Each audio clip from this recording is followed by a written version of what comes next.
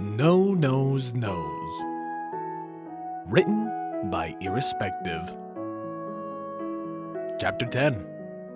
So, now what? So, I guess we could have annulled the marriage too. Being offered in thought. That we could, Saucy replied as they left her drawing room. but that would have left you with nothing, and I don't want that to happen. You have handled everything with a great deal of decorum, and you deserve to have compensation for your trouble. Bean didn't have a reply to that, but he did blush a little. Oh, Celestia cackled. I was wondering if it was possible to bring any color to your cheeks. I blush, he said weakly. I'm not used to ponies praising me. I'm also not used to having all this attention. I'll help you through it. Celestia offered. Once our union is more widely known, you're going to need it. So long as you're there, I think I'll survive. Sister, Luna called out from down the hallway. are you done with Mr. Bean? Our dilemma has been resolved. Celestia called back as Luna quickly closed the gap between them.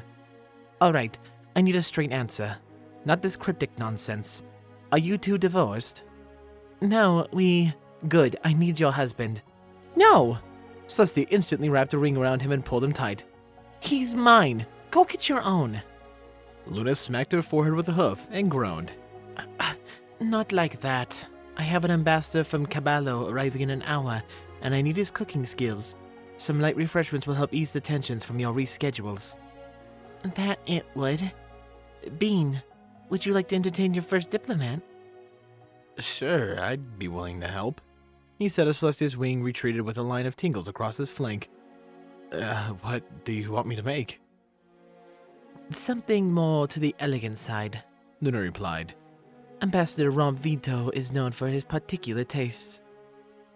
How about, papiri di Vendura? I don't think I can even pronounce that. What is it? A traditional Cabalian dish. It might be a bit heavy, but I think I can come back here and there to lighten it up. If it will appease the ambassador, then I'm all for it. Luna motioned down the hallway. Shall we? Go ahead. I've got more than enough work to catch up on while you're gone. Celestia offered. I don't doubt that, Bean chuckled. Maybe I can help you with it later? I would like that. Celestia gave him a bright smile. I'll save the really boring laws for you. Oh, great. Bean groaned with a smile, then turned to Luna. Your kitchen staff isn't going to be mad that I'm taking over their job, are they? Not at all. No chef has been able to satisfy all of the ambassador's demands to date, Luna replied as they began walking down the hallway. You're the only hope I have at the moment. Are things really that bad between Equestria and Caballo? No, so I think it'll be fine if he doesn't like what you have made, but it would help. Okay, let's go give it a whirl then. So you decided to stay with your sister? Luna casually remarked. I did, Bean said with a slow stir of the vegetables in the skillet before him. Why? Well, why not? Who wouldn't want to be married to your sister? Nice try. Luna gave him a slight glare, but the corners of her mouth were upturned. I need a better answer than that. That you do. It's a bit hard to explain, really. I just felt like there could be something more. I know that I'm just about the most common of commoners you could find in our broad land, and that there's no reason for either you or your sister to ever notice my existence. But last night, when we were talking, Bean trailed off. There was a pause as he threw some spices in the pan, then began stirring again. It was nice, I guess. I was talking to the two princes like they were my old friends, and it felt good. Just talking to Sally feels good, you know? I know she has to stay professional and diplomatic for both of her ponies and visitors, but the little bits that I've seen she's not being a princess are... well, they're wholesome. They're delightful. This is probably going to sound really dumb, because all this applies to her anyway, but even in private she's smart, witty, and a thoughtful mare who really does care about others. I mean, she's tried to make my life easier. Despite everything that's happened, she's trying to make up for her law, and she really wants to do what's best. I don't know. maybe I'm just being weird, but when I talk to Selly, not Princess Celestia, but just Selly, I feel like I belong. I'd almost like to say that existential crisis my dad said I was having is solved with her. I kind of feel like, well, like I found myself. What about the other mare you met? Sego Lily, wasn't it? He chuckled. Yeah, I don't know how to explain that. She was attractive, and I can't deny I wasn't enamored by her. I guess I just fell for that trap when I let my guard down a little and I let her in when I shouldn't have. If I could go back and do that again, I would. Would have just apologized to crashing her and been on my way, and just skipped getting caught into the depths of the pity party. I guess I need to take that as a lesson to watch my decisions. At least you have learned from it, Luna replied. If you're going to remain with my sister, you owe her a complete fidelity. She'll have it, don't worry. I mean, who could ever really measure up to your sister? Some pony on stilts, maybe. They both chuckled at the mental image. That's about the only way. But I'm not going to take this seriously. Celestia deserves it. You do too, Luna said. You'll never have to worry about Selly betraying you either. I never thought that would be an issue. Selly is a mare, Bean. She meets with a great many handsome stallions on a daily basis. Stallions who would turn you green with envy. She will have to watch herself too, but she takes her commitments seriously. If you stay loyal to her, she will stay loyal to you. Just as you stayed loyal to Starstruck? Just as we did, yes. Luna's subdued smile made her light up like the moon. I can tell you it was not easy all the time. As romantic as our beginning was, our relationship needed continual work. The same would be true for you. I don't mind a little work, Bean replied as he pulled the saucepan off to another burner and poured the contents of his concoction into the main skillet. Especially for what the reward is. Is this it, then? Yeah, I hope he likes it. This is something my parents brought back with them after an overseas trip to Caballo. They said they found it during their trip through the countryside. I believe it would be satisfactory, she replied. He should be arriving any moment now. We will soon see if you are successful. Princess, I don't know who made this, but I simply must offer my compliments. Ambassador Rompe Vento gushed. This is the most incredible meal I've ever had the pleasure of enjoying. I will be sure to pass your compliments along, Luna replied with a wink to Bean. The chef will be very pleased to hear this. Well, now that I am quite pleasantly full, I believe we can begin negotiations. May I be so bold to invite you to join us?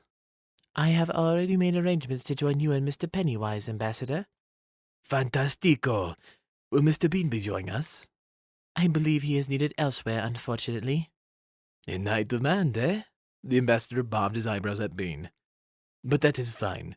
I'm sure we will have an opportunity to talk later. I look forward to it, Ambassador, Bean replied. Just this way, Vento. Luna motioned with a hoof down one hallway. Bean stood still until they both had cleared the hallway, then he let his breath out in relief. That had been a slightly nerve-wracking, but at least his mail had been received well. But now what? Should he go back to the archives and study more? Or should he try to meet up with Celestia? Excuse me, Prince Bean? That was definitely going to try to get some used to. He smiled politely as he turned to face Celestia's secretary. Yes? Hello, Your Highness. I'm Wisteria Inkwell, and I'm your personal secretary now. It's nice to make your acquaintance. Likewise, he replied with a quick shake of her hoof. But you're still Celestia's secretary too, right? Yes, Your Highness. I work for both of you now. You'll be seeing me around a lot more since Princess Celestia believes you'll be spending most of your time with her over the next few weeks. No? Well, I can live with that. Bean gave a quick nod. So what am I supposed to be doing right now? Wisteria adjusted her glasses and looked over her clipboard. Well, the princess is scheduled to be in day court until this evening. I guess you could join her there. She didn't really say she wanted you to do right now. I don't know if I should join her. Wouldn't I be a disruption? Oh, not at all, Your Highness. There's a separate staff entrance near the back. I can bring you in there, and you can just sit off the side until she's done. No one will notice me there? I would be surprised if they did, Your Highness. Everybody who comes in the court is so in awe of Celestia that they don't look around. And even if they did, We'll just say you're an observer. You'll blend right in. Oh, well, okay then. I guess I'll just follow you. Mr. Ray smiled and motioned down the hallway with one hoof. Right this way, Your Highness. Baked Bean liked day court. Granted, he wasn't the one making the decisions, and he knew that had made a huge difference. But Celestia was an obvious expert, and the various petitioners were giving him a good look at what they would probably be expected of him later. His first observation was how many ponies came to the seats of the two sisters to beg for money. It seemed nearly half the visitors wanted funds for any number of reasons. New house, start a business, hard times, etc. Celestia was uniform in decisions, no matter what. The official policy of the Crown was not to distribute funding, no matter how worthy the cause. Business ideas needed to speak to a local banker for a loan, and she gladly named 2 of the 3 she personally recommended, and individuals needed to speak to ponies in the Office of Personal Finance to determine what would be best for their particular case. Bean figured that this was because money distributed by the Crown was taxpayer bits, and that some oversight was needed to ensure that money wasn't wasted. Even if Celestia did approve the funds, it would have to be accounted for somewhere, so it ended up in the same anyway. The next most common request was request for her to make some kind of legislative change.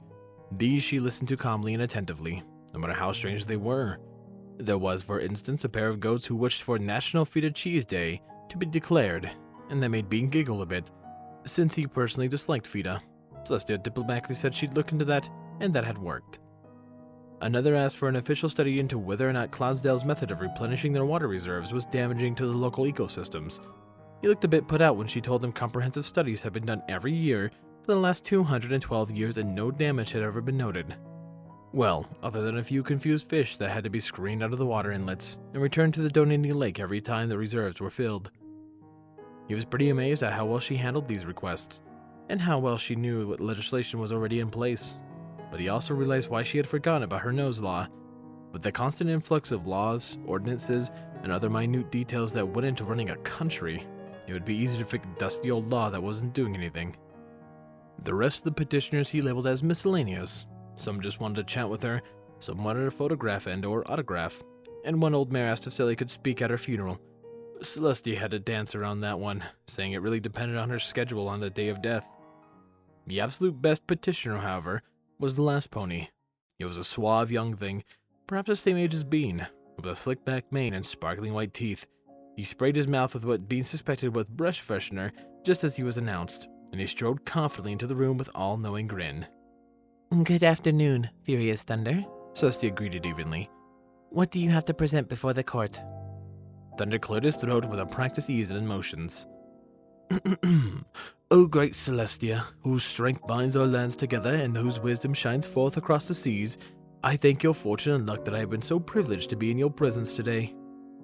Breen was pretty extra sure that he could hear Celestia's eyes rolling. But I have come here today as a humble stallion, one who seeks only for your eternal happiness and indescribable joy of our beloved monarch. I wish to offer a present, O Celestia, a simple token of my own undying gratitude for your selfless work on our behalf. And what present is that? Celestia asked. Bean caught the note of wariness in her voice and moved up onto his hooves. But he was glad to see that the guards in the room tense up and give the great orator their undivided and pointed attention. Nothing more than a flower, my lady, a rare and beautiful flower, one that matches your own self. Baked Bean was no flower expert by any means, but the flower that the Pegasus produced seemed to be nothing more than an ordinary white rose. Though Bean felt highly confused, Celestia's face remained even and calm. She even let a small smile grace her features. What a lovely gesture. Thank you, Mr. Thunder. Please approach and present your gift. The guards at the foot of the dais didn't look very happy about this, but they let him pass. Bean was also a bit concerned, but he figured Celestia knew what she was doing. Furious Thunder's posture was confident and sure, looking like a stallion who had just won a large prize and was about to collect it. Bean watched closely as Thunder made the climb quickly, and then kneeled before Celestia with a rose held upward in one hoof. For my beloved monarch. Celestia's hoof slowly moved out to take the flower, and Furious Thunder sprung. Before Bean could even react, Thunderhawk pushed up from his low position quickly, tilted his head up, and booped Celestia's nose.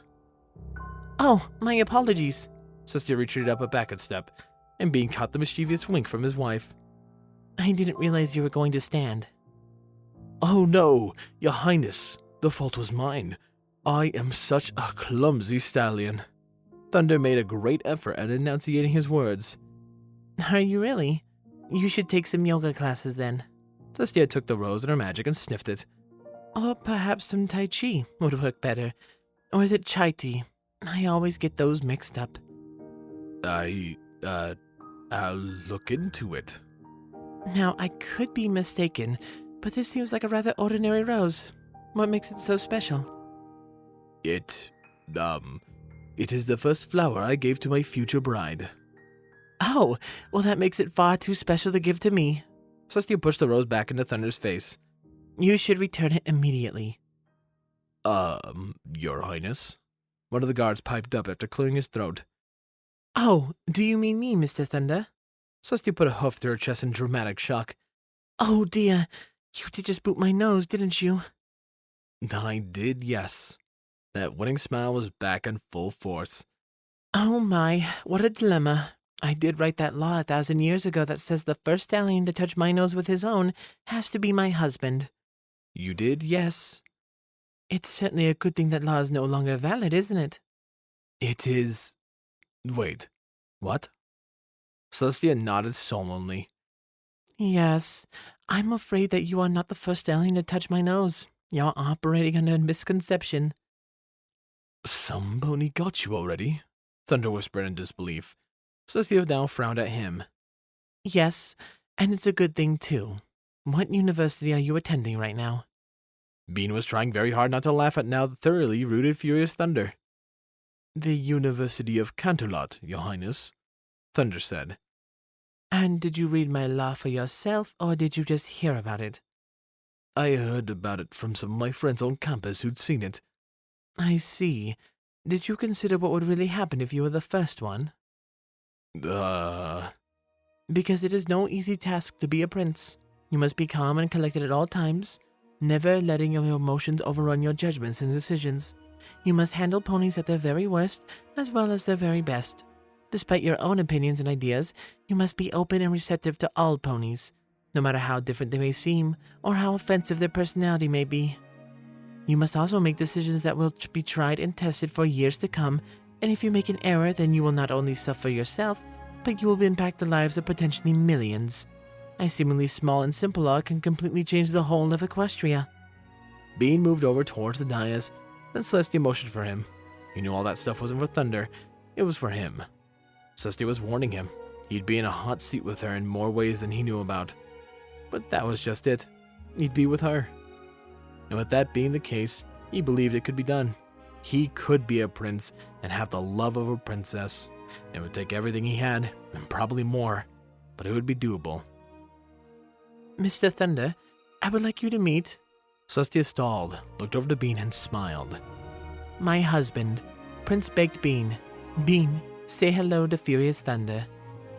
Bean was really grateful that only Celestia, Wisteria, and himself were present for the big announcement, but there was still no shortage of embarrassment on his part. Hi, Bean stammered. Go easy on him. He's had a rough few days. Celestia added quickly. It's not easy adjusting to be a prince. How did you boop her first? Thunder demanded, his face flushed red with anger. Celestia's magic flared, and the young stallion began to float away from Bean, held by the scruff of his neck much like a kitten being picked up by his mother. Now, don't be a sore loser, Celestia chided.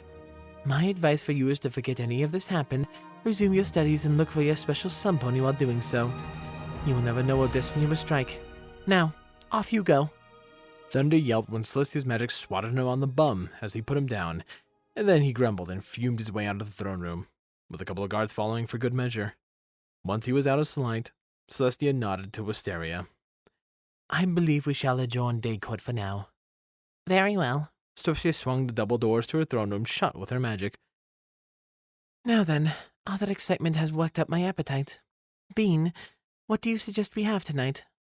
He smiled. How about a nice rosemary salad with shredded carrots, but hold the physical assault? That sounds delicious. Shall we?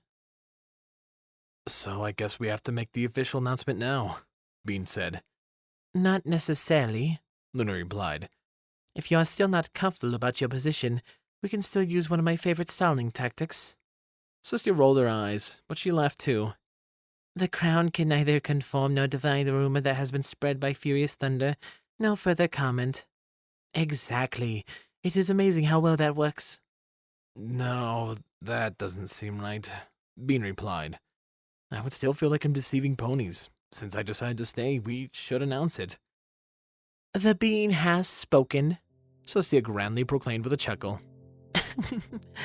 Everything will be shut down tomorrow, so we'll make the announcement and have a press conference the first thing Monday morning.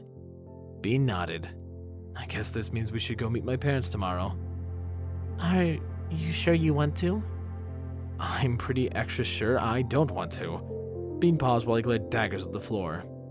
But I don't think they'd appreciate reading about how their son married Princess Celestia in the morning paper. They did send me off to this little journey, so it's fair they should know how it ended. I would not say it has ended, Luna replied. I think you're still just beginning with just another step along the way. That's true, he replied before taking a bit of salad. Were your parents still alive when you first met Starstruck?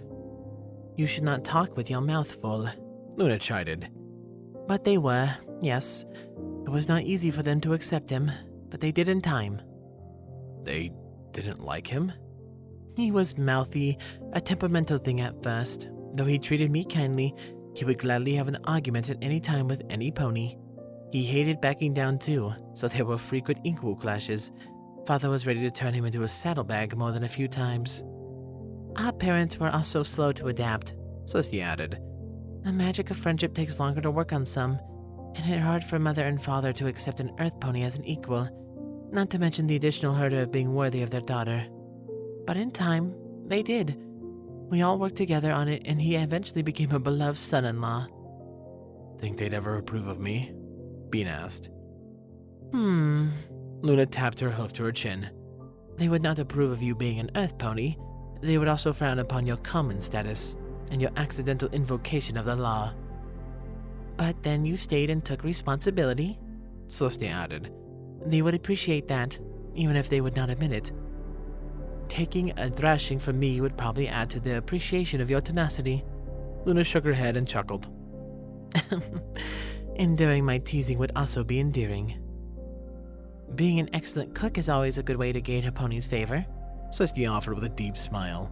They would be displeased about your day with Sego Lily, but they would be touched by your remorse over the incident. Being able to tolerate discord would also impress them. And then you stayed, Luna concluded. You had an out, but you did not take it. I think overall they would have approved. They would be chiding Silly for writing such a silly law, though. They did when I wrote the thing, Celestia laughed. But even then, they begrudgingly admitted the convoluted solution was better than Ironhoof. Anything was better than Ironhoof, sister. The foal was an idiot. I sense you have a high opinion of him. Luna snorted derisively. Go through the archives and look into his history. You will quickly see why I detested him. I shed no tears for him when he finally passed. He was rather unpleasant, and that's being nice, Celestia added. It may be a bit shameful, but I wasn't too sad when he passed either. He had very few redeeming qualities. Bean took a slow bite as he thought about this information. So if I'm the opposite of him, I'll be good. That will be a good start. Celestia gave Bean a serious look. But it would only just be that. Everything I said to Furious Thunder will apply to you and more. You will need to be at your very best at every moment, and even if every pony around you is not, and worst of all, you will have to be contented with a spouse who can be very disagreeable when she's having a bad day, who is pushy and prefers to get her own way, and has stinky wing pits on certain days. Celestia made a brief sniff of her underwing area and wrinkled up her nose. She's not a very pretty pony sometimes, and worst of all, she snores and hogs all the covers in the middle of the night. Oh well, Bean huffed.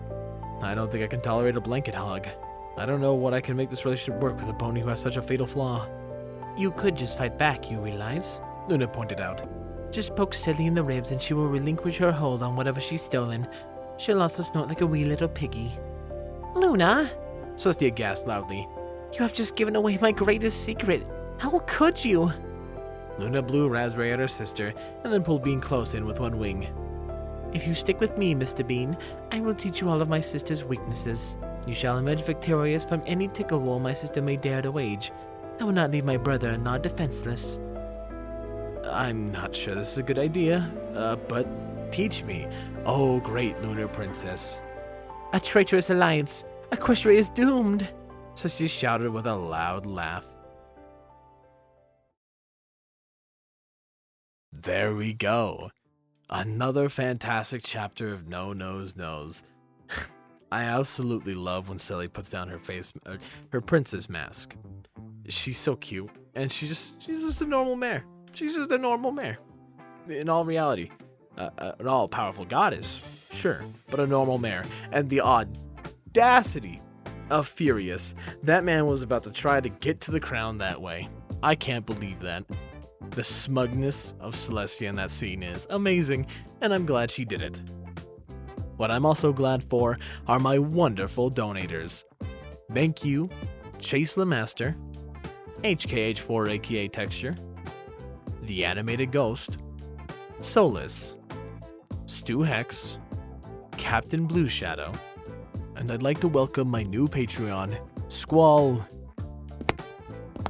Hello, we both know why I'm here. Is this gonna be a reoccurring thing with new Patreons? Yeah, I don't know, just give me the script. Thank you, Squall Windfeather, for your support. We appreciate it a ton. Hey, Fire, the next bit is just a back and forth of, and I quote, bug gone, bug not here, not good. That makes no sense. It's an inside joke, just do the bit. I refuse to take part of such low-hanging fruit, especially an inside joke. I have much to do to prepare for the next reading of the Lunar Guardsman. Fine, that's enough, just shoot, go away, let me do the outro. Very well, little Fire. I shall take my leave. Thank you again, Squall. It is appreciated. Anyways, this has been Firehearth. Have a wonderful day.